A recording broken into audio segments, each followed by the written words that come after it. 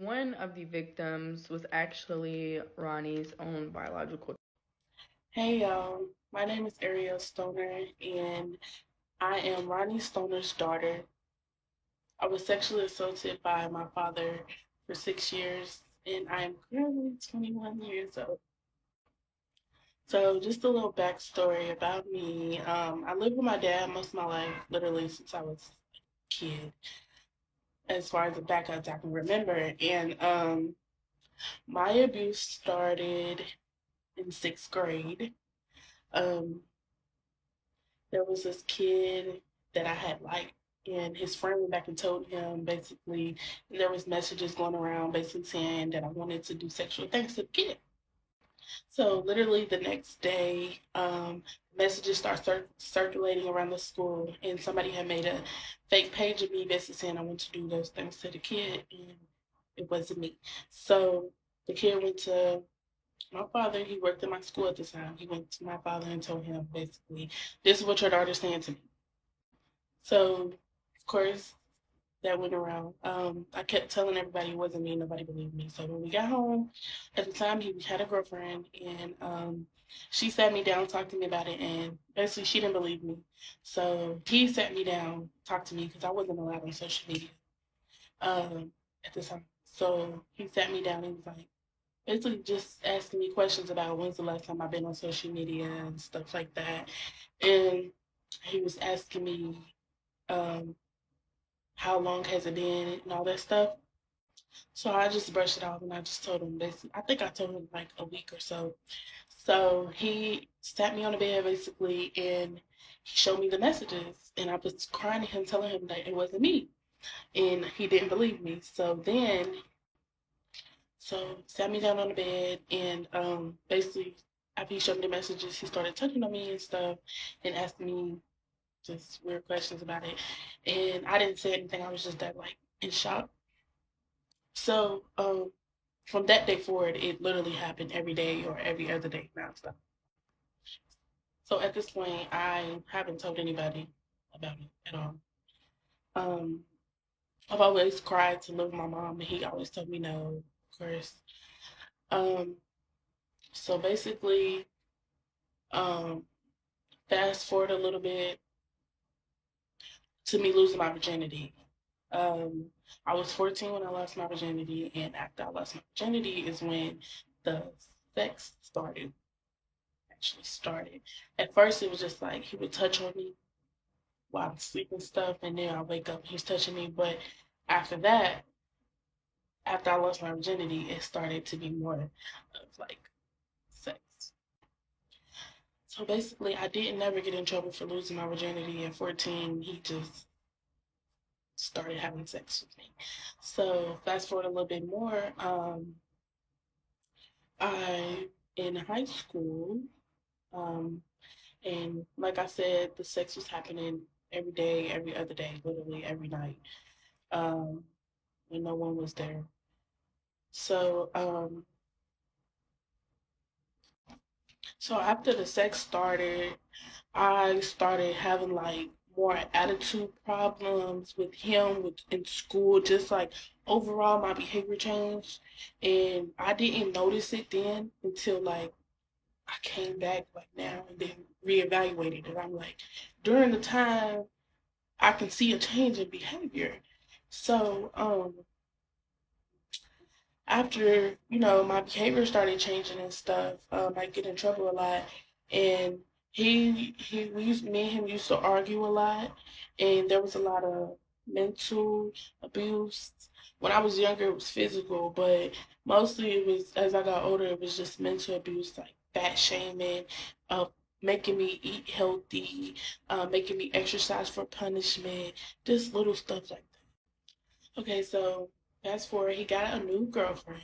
Her name is Jamie. Jamie was cool at first, me and Jamie got along real nice. So where me and Jamie started to butt heads was, like I said, my change in behavior. Um, that's when me and Jamie started bumping heads because I just didn't feel like, I just didn't feel like you're not, it was like, it was kind of like, you're not my mom, you can't tell me what to do type thing, you know? So I started bumping heads with Jamie. So I'm gonna fast forward a little bit more because I don't want to go into like full detail and stuff. 'Cause, yeah, but I'm gonna fast forward a little bit more to when I turned 17. So I was 17, um, and there was a specific day that I remember.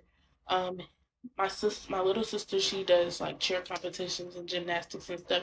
So she has a lot of out of town competitions. So she was set to go to Atlanta at the time, and basically she told me she told me Ronnie and Jamie had said that I wasn't invited and that they wasn't supposed to tell me that I wasn't invited. So she came to me anyways and ended up telling me basically, Daddy saying this about you and him and Jamie saying you can't come to Atlanta with us, blah blah. So me being a kid, I'm like, that's not fair. So I just, I guess for me, that was like the tip of the iceberg for me. And I felt like I was treated like an outsider. So that put the icing on the cake. And I basically, like, I'm leaving. I'm going, I don't want to be here. Okay, so I ended up running away. I was 17, senior high school. I ran away. And when I went to work that day, as soon as I went to work, I immediately called the police. And I'm like, I'm trying to run away and I'm scared for my life, blah, blah, blah. And I told him that I've been sexually assaulted. And he was basically telling me, I hope you're not just saying this because you want to run away. This is serious allegations. And I'm telling him, like, no, this is serious. Like, I really have been sexually assaulted. And he was like, okay. So he sent the officer to me and then they talked to me for a while. And he done jot down some notes and stuff. So after I leave work, I didn't even stay for a whole shift. I literally talked to the officer and left. He dropped me off to where I needed to go. And he took me to my friend's house. So my friend did not know anything about the assault at all. So that specific day that I ran away, I ended up telling her mom, and they believed me, of course, and they was very like they cared and stuff. So she told me I needed to tell my mom, and my mom and my sister was the two people I did not want to know. Like I did not want them to know anything about it because I knew that would hurt them the most. So the next day, I did end up telling my mom and my sister, and they was really emotional about it. But they believed me. That's the biggest part is that they believed me. So um, my mom said something to Ronnie about it, and of course he denied it. And yeah, I had a detective assigned to my case, and after like a few months, he went ghost. Never really heard anything else about it. I did like an interview, and that was pretty much it. After that, everybody just went ghost, and the case just didn't matter anymore for real. So I let it go, and I went about my life. And then eventually the case came back up. I stopped talking to his side of the family for a while, and I got back close with my auntie, which is his sister, and she's fucked up. So basically, his sister coerced me into signing a paper basically saying it didn't happen. And that I'm not going to go into real detail about. Just know it was coerced. And then the whole situation just went ghost again for a while. So fast forward a little bit, last year, summer of last year, I seen Alyssa had made a post about it happening to her. So I immediately texted her and let her know that it was happening to me as well. So my auntie called me, which is his sister, and basically told me, "Shut up! Don't say anything about your situation. Just let it be. You're gonna fuck up you and your daughter's life. Blah blah blah." So I'm like, "No, she's tripping. I'm not doing that." So I hung up on her, blocked her, and I texted Alyssa and let Alyssa know what was going on with me. And ever since me and Alyssa started talking, we've been close and we've been finding all new victims. Like it was so many other girls that texted us, some anonymous, some didn't want to be anonymous. So yeah, we've been doing rallies and protests and stuff, just trying to get justice. And that's mainly our biggest deal. We just want justice. We want them in jail. We want them away from kids. And we just want them, just take up for your actions, punish.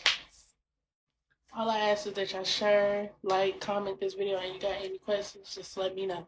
Thank you for listening.